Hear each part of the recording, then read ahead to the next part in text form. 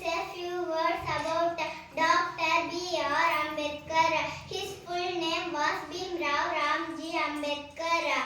He was born on April 14th, 1891, Maharashtra. His birthday was celebrated as Ambedkar Jayanti every year.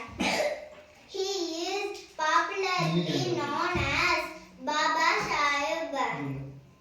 He is the first Prime Minister of Free India. He was born in Meher caste, so he suffered a lot as untouchable.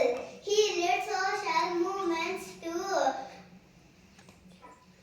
fight against caste feeling and inequality.